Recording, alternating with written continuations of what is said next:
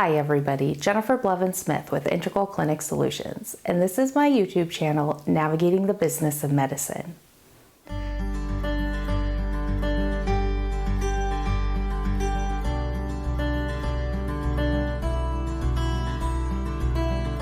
Today I want to talk about clearinghouses.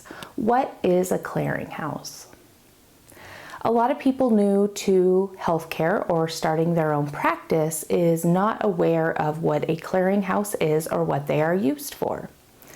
Today, I just want to do a high-level overview of bringing it to your attention that it is something that you most likely will probably use and why they're important.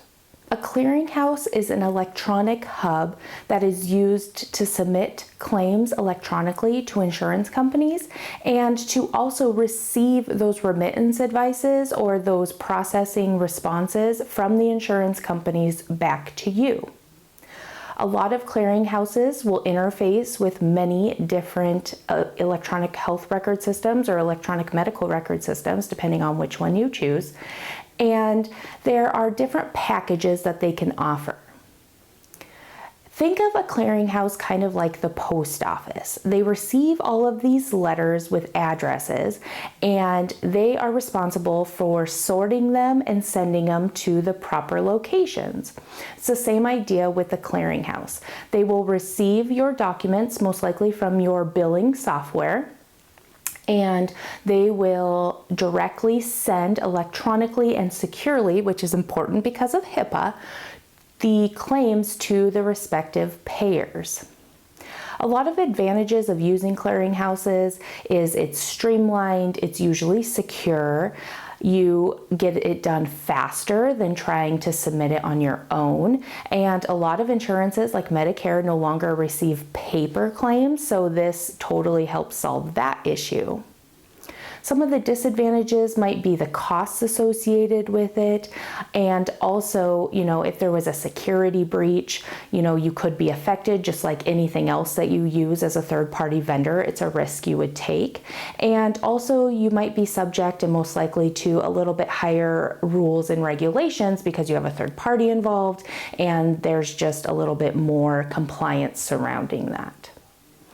One of the things I really like about a clearinghouse is, depending on the clearinghouse and the interface you have with either your billing system or your practice management system, or if it's all in one system, is that oftentimes insurances, larger insurances, not so much the smaller ones, sometimes Medicaid plans don't either, but they will provide eligibility and benefit information via the clearinghouse, so it will go into your practice management system. So you would be able to do some type of real-time eligibility and benefits check through that way, instead of having to log into each individual patient's insurance portal like UHC and Blue Cross and Cigna to check these eligibility and benefits for these patients. Another thing, our clearinghouses often have their own set of global rules that they will scrub for and scrub your claims before it gets sent to the insurance company. So you could get rejections at the clearinghouse on a claim before it even gets submitted to the insurance to deny, because it flags something that isn't correct, whether it's a smart edit based on modifier usage or not using a modifier, incorrect or invalid ICD codes, CPT codes. It could have something to do with the subscriber's eligibility, if maybe they can't be found at the payer, or if they weren't eligible at the time of service. It could have something to do with the provider's eligibility at the insurance company. So if they're not contracted or credentialed, it would let you know that. So besides your own internal scrubbing that you should be doing on your claims before submission, the clearinghouse will also oftentimes offer that as well, which is another quality control measure you can use to make sure that you're sending out clean claims. Think of the things coming back in, the electronic remittance advices or ERAs, as a resource to be able to receive faster those responses from the insurances, whether it's a denial or it's notice of payment, and it comes through electronically. So it would work kind of the opposite direction. The insurance company sends these to the clearinghouse, and the clearinghouse then sorts them and sends them to the providers or practices in which should be received. It's really nice in that regard. So it's a two-way system, or maybe you choose to only submit claims and not receive electronic remittance internally. Maybe you don't want to do either, but a lot of times clearinghouses will give you different packages based on your budget or tell you how much it is to have their features. Sometimes turning on the eligibility and benefits feature is extra on top of how much you're going to pay for submitting claims and receiving electronic remittance. It just depends. So it's one of those things that you really need to budget into your anticipation of costs when opening a practice and your ongoing charges. But also, if you're entertaining or looking at hiring a third-party vendor for billing, or third-party billing software that you will be billing through if you're not doing it through your electronic health record system, then you need to find out if you have to use the same clearinghouse, like if they have a preferred vendor that they only use for their billing software, or if you get to choose who you go through, or if they use multiple different clearinghouses depending on the insurance company, because not all insurance companies may benefit or contract or interface with all clearinghouses either, because there's so many out there. So, you just have to really make sure that you're finding all of that out. Is the cost of using the clearinghouse included in your monthly billing costs for the software or the third-party vendor that you're using? Do you have access to the portal of the clearinghouse? Because a lot of times you should be able to log into the clearinghouse and look at claims in there, check eligibility and benefits from inside that portal. It's like a whole nother resource.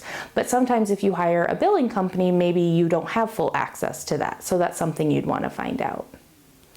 Another thing a clearinghouse often can help you with is enrolling in electronic funds transfers. So enrolling in receiving your money from the insurance companies electronically, like directly into a bank account or lockbox, versus getting paper checks. So you can find out if they maybe have a representative, if you sign up for that service, that would assist you with signing up for the receiving ERAs and EFTs, because not all insurances automatically enroll you in ERAs. You sometimes have to sign up for that, and you'll receive paper EOBs until you get that cleared.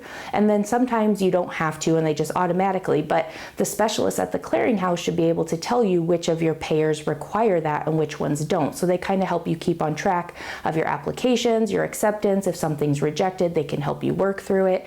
And then, of course, electronic funds transfers. Most insurances will send you paper checks until you enroll with EFTs, because they need to know your banking information, right? Sometimes you can't enroll with them unless you provide this. Those are some payers where they're like, oh wait, you can't start billing us until you're enrolled in all of the electronic stuff. But then there's others that say, well, it's basically your choice. So the specialists at the clearinghouse should be able to help you with those kinds of tasks as well. I have experience working with a lot of different clearinghouses, and I would say they all function in the same capacity. Just some of them maybe are more user-friendly than others, or they have better customer service, but across the board, their function and their purpose is the same. Some just might offer a little bit more bells and whistles than another. Also, about clearinghouses, something to keep in mind is that you want to make sure whomever is communicating with the clearinghouse is the same person or people every time, because you develop a relationship with your representative and they help you kind of work through things that you might be seeing as challenges, like maybe interfaces aren't working and things aren't going over as expected, or there's glitches. And so it's nice to have that rapport with the same person. If you have any experience working with a clearinghouse or getting signed up for a clearinghouse, please leave that in the comments below. Smash the thumbs up button if today's video was helpful, and subscribe to my channel if you haven't already. Thanks so much, you guys. Take care. Bye-bye.